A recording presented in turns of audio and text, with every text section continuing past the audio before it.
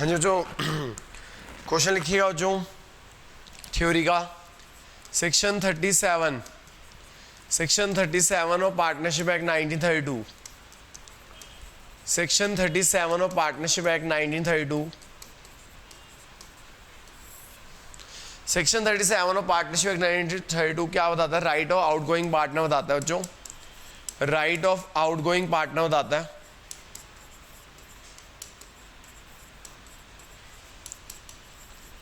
कि अगर कोई पार्टनर रिटायर हो रहा है और डेथ हो रही है और उसको आपने पे नहीं किया, ये बताता है जो सेक्शन 37 पार्टनरशिप 932 कि इफ एनी पार्टनर रिटायर और डेथ हो गई उसकी and his capital is not, his total dues is not paid, he is entitled to, उसे दिया जाएगा क्या? whichever is he is entitled to higher of the following, higher of the following दी जाएगा। पहला इंटरेस्ट ऑन कैप, एक तो interest दिया जा सकता है 6% पर एनम या proportionate share of profit on the basis of proportionate share of profit on the basis of capital,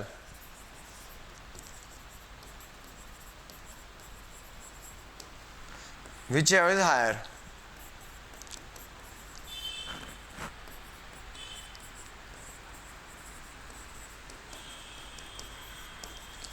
तो जो अगर एक पार्टनर रिटायर हो रहा है या उसकी डेथ हो रही है और उसकी जो ड्यूज बनते हैं अगर आपने नहीं दिए तो उसको क्या मिलेगा? उसे आपको देना पड़ेगा ये 6% इंटरेस्ट या proportionate share of profit whichever is higher.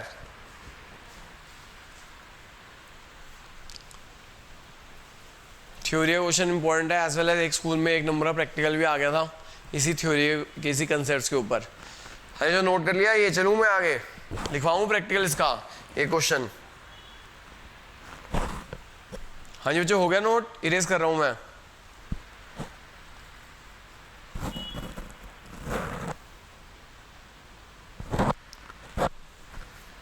Question लिख लीजिएगा जो इसके ऊपर, लाल बाल पाल पार्टनर है, लाल बाल पाल आर पार्टनर्स, लाल बाल पाल आर पार्टनर्स, ठीक है जी। Pal retire on 1 July, Pal retire on 1 July 2020। Lal की कैपिटल ऑन द, ये लाल की कैपिटल है 75, बाल की कैपिटल है, लाल की कैपिटल है 75, बाल की कैपिटल है 65, पाल की कैपिटल है 45।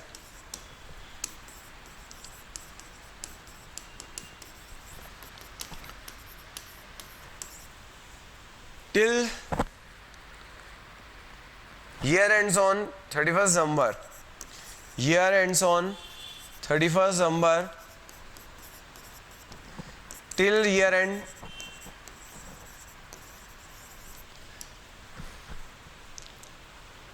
PAL is not yet paid,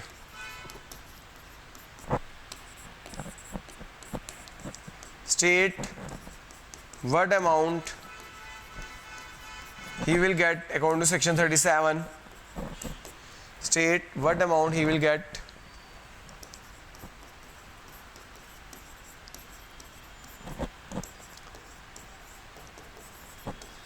according to section 37 of Partnership Act 1932।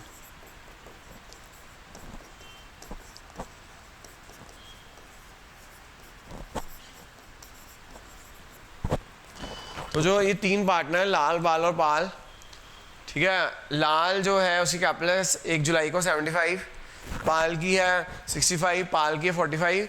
Year and हो रहा है 31 दिसंबर को, टिल द ईयर एंड पाल को अभी तो पे नहीं किया हुआ, तो what will he will get according to partnership act 1932, उसे क्या मिलेगा पार्टनरशिप एक्ट 9 सेक्शन 37 और पार्टनरशिप एक्ट 1932 के अकॉर्डिंगली। तो जो अगर एक पार्टनर रिटायर हो रहा है तो उसे क्या मिलना चाहिए भाई? देखो एक तो भैया पाल जो रिटायर हो रहा है उसका टोटल ड्यू कितना था, 45,000 था। तो एक तो ही इज इंटाइटल टू, मैंने बताया सेक्शन 37 कहता है ही इज इंटाइटल टू, एक तो इंटरेस्ट देना है 6% पर एनम। तो एक जुलाई से 31 दिसंबर 6 महीने होते हैं। तो एक तो इंटरेस्ट बना उसका कितना 45,000, रेट ऑफ इंटरेस्ट 6% इंटू 6/12 करना जी, कैलकुलेट कितना हो गया,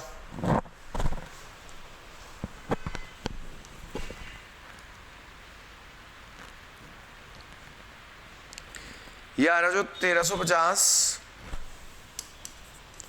और दूसरा proportional share of profit on the basis of capital. अच्छा मैंने यहाँ क्वेश्चन लिखा नहीं, profit for the 6 months after retirement 50,000। Profit यहाँ लिख लो, क्वेश्चन में लिखा नहीं मैंने। Profit after retirement, profit after Pal retirement till year end is 50,000. Profit after retirement till his retirement is 50,000.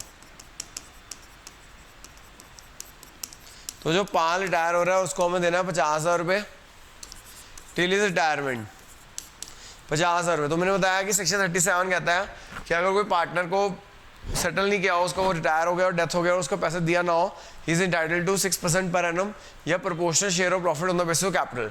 तो 6 महीने जब से वो रिटायर हुआ से लेकर अब तक उसका फॉर्म ने प्रॉफिट कमाया 50,000 का, तो proportional share of profit on the basis of capital.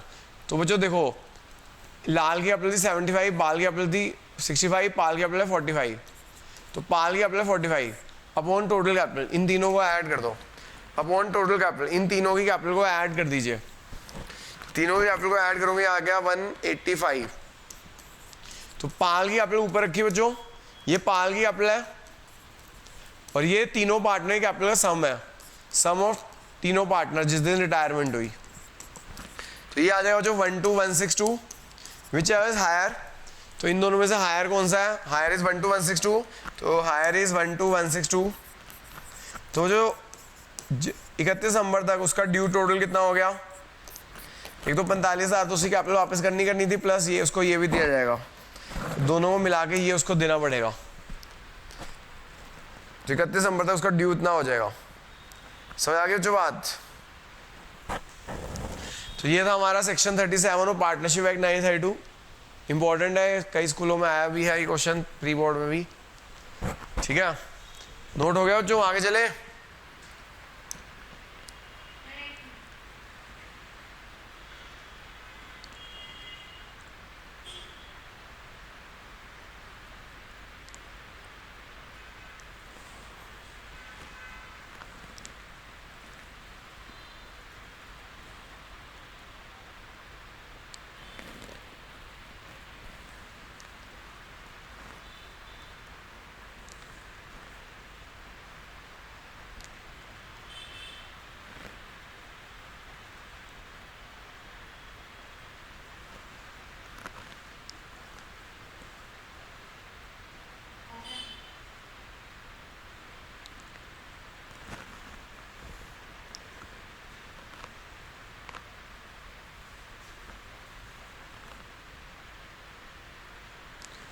आगे लिखिएगा एक और बड़ा important question,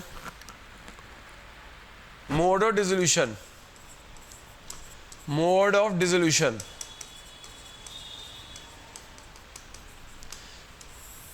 mode of dissolution क्या होते हैं भाई, कैसे डिसोल्यूशन हो सकता है। दो तरीके से डिसोल्यूशन हो सकता है बच्चों। एक होता है जी डिसोल्यूशन विद कोर्ट ऑर्डर, कि कोर्ट ने कह दिया बंद करो भी business, dissolution with court order, court कह रहा है बंद करो भी अपना बिजनेस। और एक होता है बच्चों डिसोल्यूशन विदाउट कोर्ट ऑर्डर।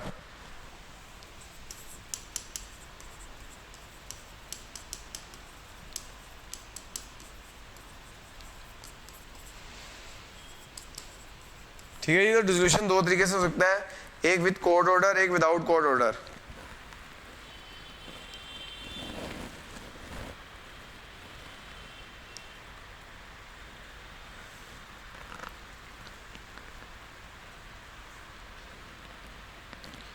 देखो जो डिसोल्यूशन विद कोर्ट ऑर्डर करते हैं, पहला कि भैया इनसैनिटी ऑफ पार्टनर, एक पागल मतलब पार्टनर पागल हो गया भाई, इनसैनिटी ऑफ पार्टनर, पार्टनर पागल हो गया, तो कोर्ट आपको बंद करने का ऑर्डर सुना सकता है।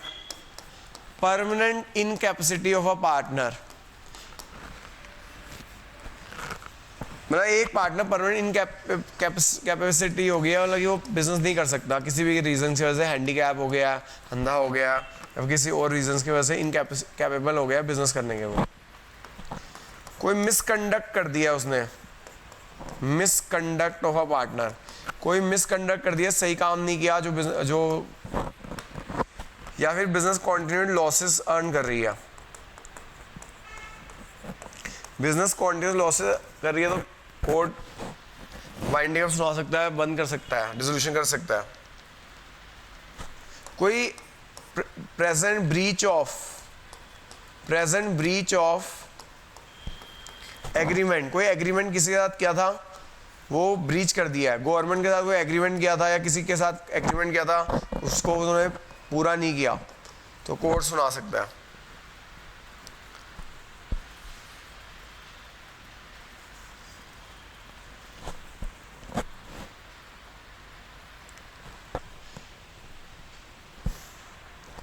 या फिर on happening of certain contingencies, court सुना सकता है on happening of certain contingencies.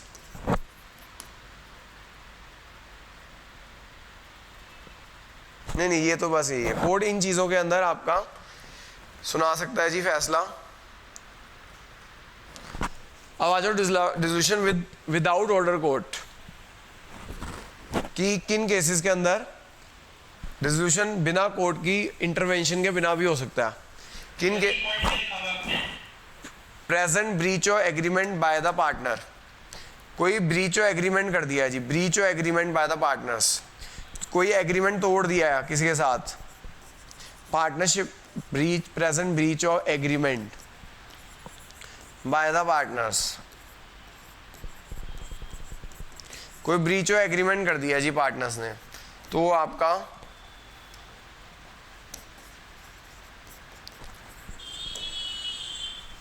Dissolution with court order हो जाएगा। इन केसेस में कोर्ट ऑर्डर सुना देगी, भैया अपना बिजनेस बंद करो, भाग जाओ यहाँ से, बिजनेस एसेट खत्म करो, अपना बिजनेस बंद करो। कोई इंसैनिटी ऑफ पार्टनर हो जाए, permanent incapacity of partner, misconduct of partner, continued losses, breach agreement.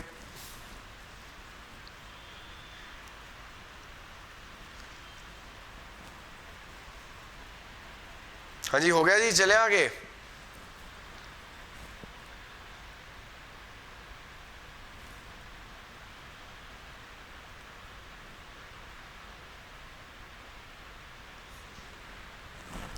हाँ जी बच्चों, इधर आ जाओ। Dissolution with court, without court order, बिना कोर्ट ऑर्डर के बिना बंद हो जाएगा। डिसोल्यूशन विद म्यूचुअल कंसेंट, अगर सारे पार्टनर कह रहे हैं कि भैया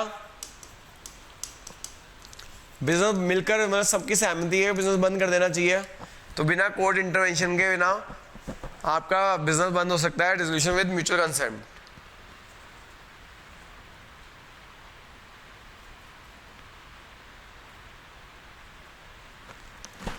दूसरा है भैया on happening of certain contingencies, on happening of certain contingencies, कुछ घटनाएं घट गई है जिसकी वजह से आप बंद करना पड़ेगा आपको बिजनेस। जैसे on the expiry of term, कि भैया पहले से डिसाइड था कि हम बिजनेस 3 साल करेंगे, हमने पहले से डिसाइड कर रखा था कि बिजनेस 3 साल ही करेंगे या 5 साल करेंगे, और टर्म खत्म हो गया। On the expiry of, on the expiry of term for which firm was established। ये सीधी सी बात है, जब हमारा बिजनेस स्टार्ट ही हुआ तभी डिसाइड किया था हम 5 साल ही बिजनेस करेंगे, अब 5 साल पूरे हो गए हैं तो बिजनेस बंद करना पड़ेगा। या फिर हमने ना पार्टनरशिप की थी एक पर्टिकुलर पर्पस के लिए, फॉर एग्जांपल एक बिल्डिंग बनाने के लिए हमने पार्टनरशिप की थी, तो एक बिल्डिंग बनाने के लिए पार्टनरशिप की थी और बिल्डिंग बन गई तो अपना पार्टनरशिप खत्म हो गई। On the completion of, second point है इसका, on the completion of venture, on the completion of venture for which the firm was establish.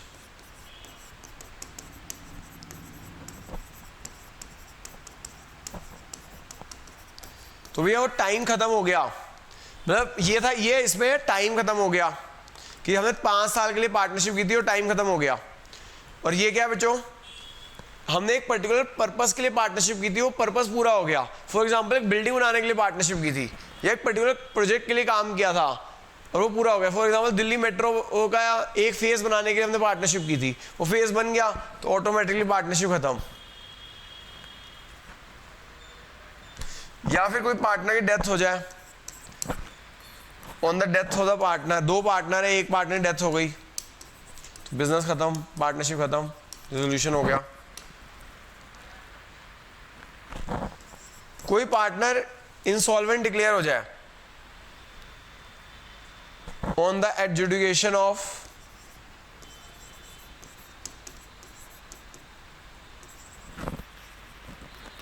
A partner as insolvent, एक पार्टनर को इंसॉल्वेंट डिक्लेयर कर दिया गया,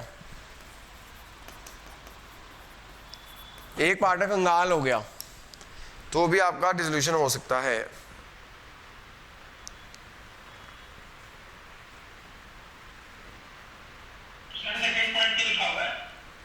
सेकेंड पॉइंट ये B, on the completion of venture for which the, ये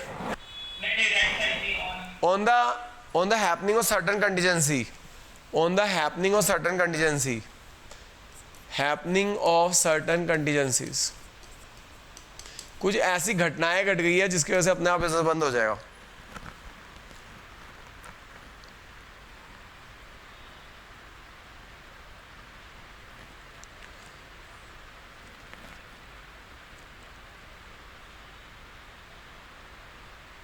ठीक है sir, हो गया, नोट कर लिया।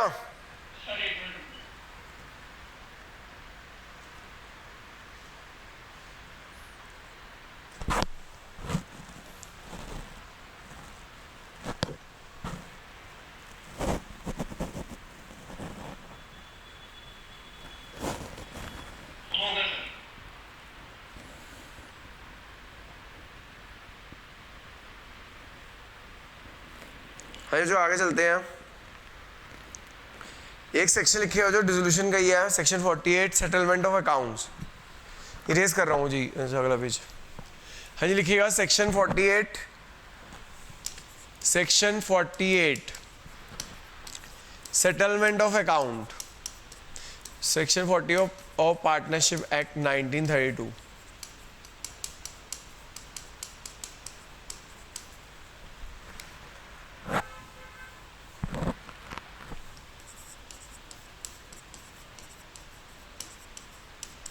Settlement of accounts at the time of dissolution.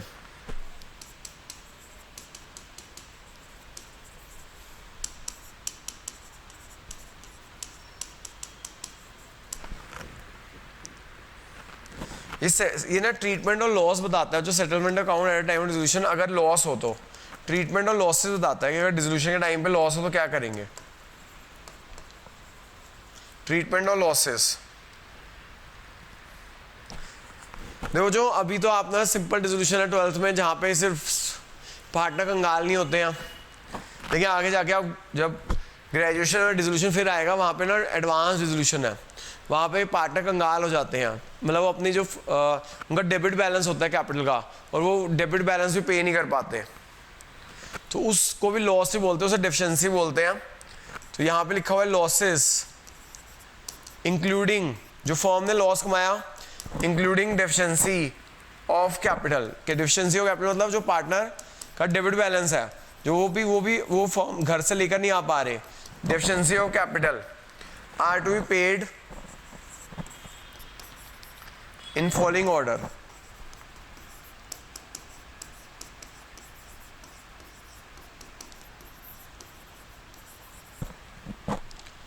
Treatment losses, loss including deficiency of capital are to be paid in following order. First, अगर आपको कोई लॉस हुआ है, फर्म को लॉस हुआ है, कैपिटल का लॉस है, जो कैपिटल पे नहीं कर पा रही पार्टनर्स, तो फर्स्ट इसको सेट ऑफ करेंगे, first out of profit of the firm. अगर कोई एक्यूमुलेटेड प्रॉफिट है उससे सेट ऑफ करेंगे, first out of profit of the firm,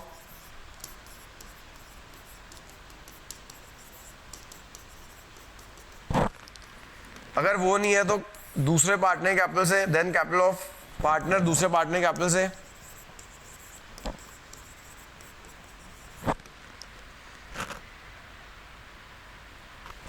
and lastly bye partners individually in profit share ratio.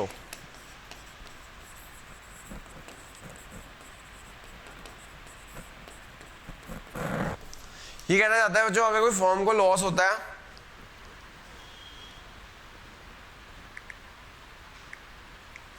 अगर firm को कोई लॉस होता है तो क्या कहते हैं, वो loss including deficiency of capital, और कोई पार्टनर भी इंसॉल्वेंट है और वो फर्म को अपने ड्यूज नहीं दे पा रहा, डेबिट बैलेंस है और अपना ड्यूज नहीं दे पा रहा, तो वो किससे सेट होगा, फर्म के प्रॉफिट से। अगर फर्म का प्रॉफिट खत्म हो गया तो बाकी के जो पार्टनर्स का कैपिटल का क्रेडिट बैलेंस है उनसे, अगर वो भी नहीं है, कैपिटल भी खत्म हो गई है, तो lastly by individually partner individually अपने घर से पैसा लेकर आएंगे उस लॉस को बियर करने के लिए। यानी पहले फर्म के एक्युमुलेटेड प्रॉफिट से सेट ऑफ होगा, वो नहीं है तो बाकी जो दूसरे पार्टनर है उनकी कैपिटल में से होगा। अगर वो भी खत्म हो गई है तो फिर वो individually partner profit share ratio में अपने घर से पैसा लेकर आएंगे, जो लॉस है उसके लिए पैसा घर से लेकर आएंगे। एक सेक्शन मैंने जो पिछली क्लास में भी कराया था आपको, सेटलमेंट और डेप्ट, वो सबके पिछले साल वो जरूर कर लेना कि जो लास्ट क्लास में डिसोल्यूशन का क्वेश्चन आया था कि सेटलमेंट और डेप्ट कैसे होती है at a time of dissolution, वो बहुत इंपॉर्टेंट क्वेश्चन है, वो भी सेक्शन 47 था, ये सेक्शन 48 है। सेक्शन जो है ना ये काफ़ी इंपॉर्टेंट है, 3-4-5 सेक्शन है, काफ़ी इंपॉर्टेंट होते हैं, ये जरूर कर लीजिएगा। हाँ जी बच्चों, हो गया नोट?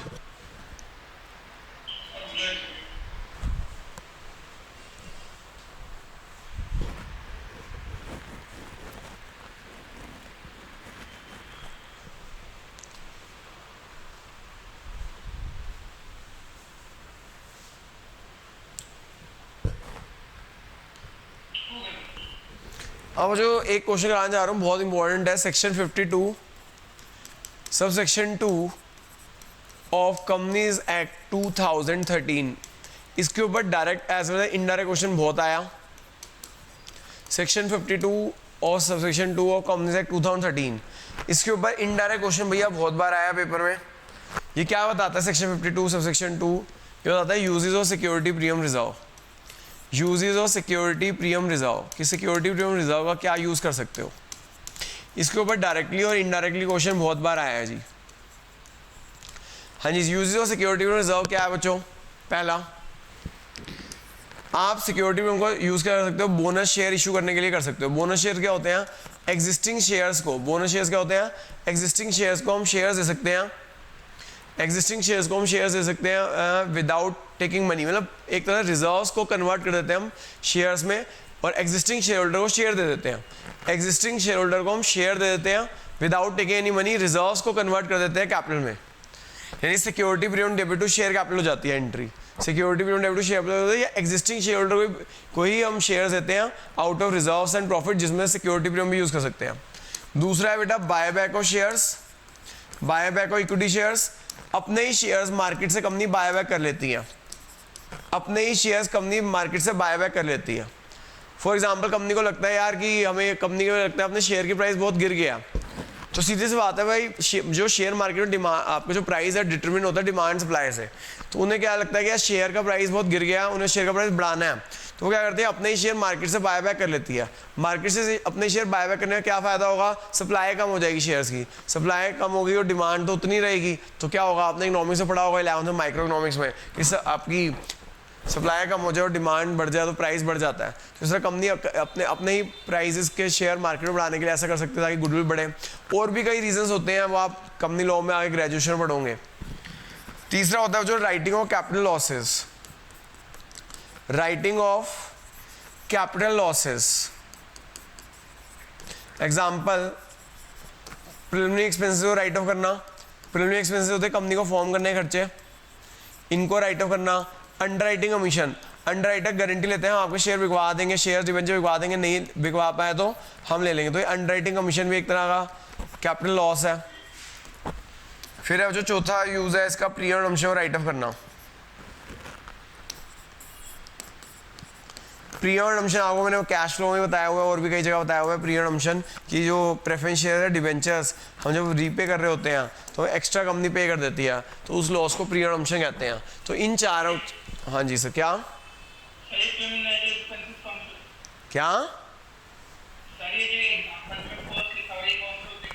प्रिलिमिनरी एक्सपेंसेस, कंपनी को फॉर्म करने के खर्चे, कंपनी के फॉर्म करने के खर्चे को प्रिलिमिनरी एक्सपेंसेस बोलते हैं sir.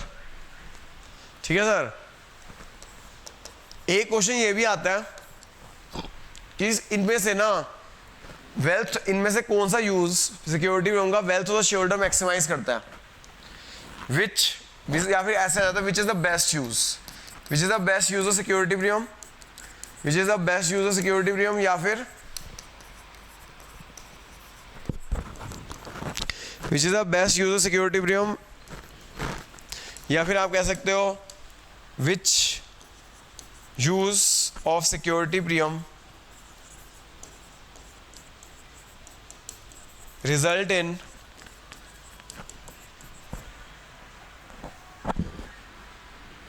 which use of security will result in maximization of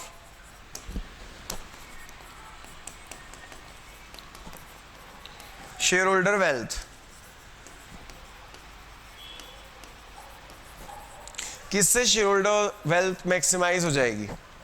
हमें बता सकते हो, चार यूज बताया मैंने आपको, किससे आपकी शेयर होल्डर वेल्थ मैक्सिमाइज हो जाएगी।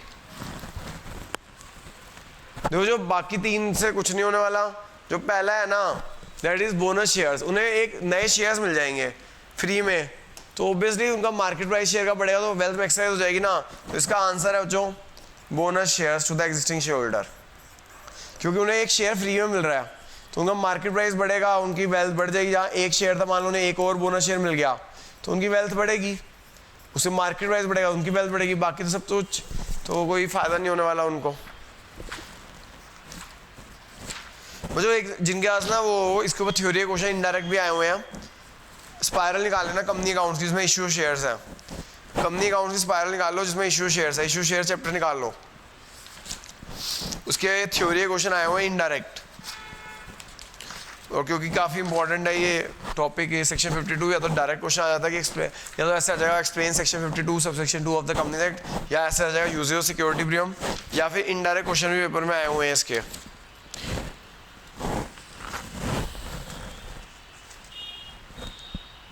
ये बच्चों देखना एक क्वेश्चन नंबर है, ऊपर लिखा होगा यूटिलाइजेशन, शायद मेरा पेज नंबर अलग है, थोड़ी स्पायरल मेरे पास, देखता हूँ एक minute.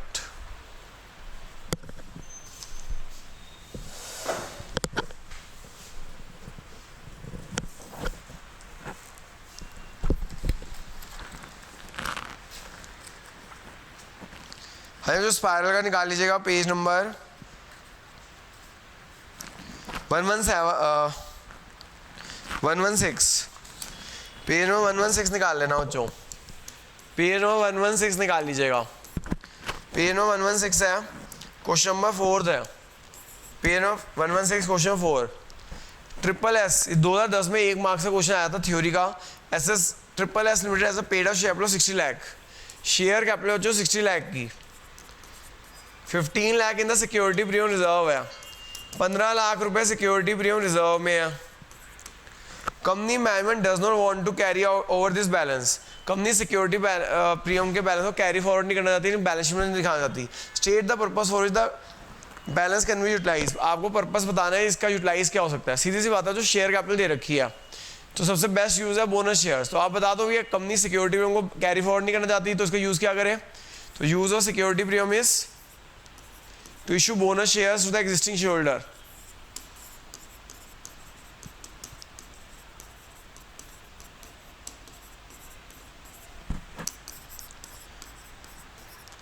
To the existing shareholder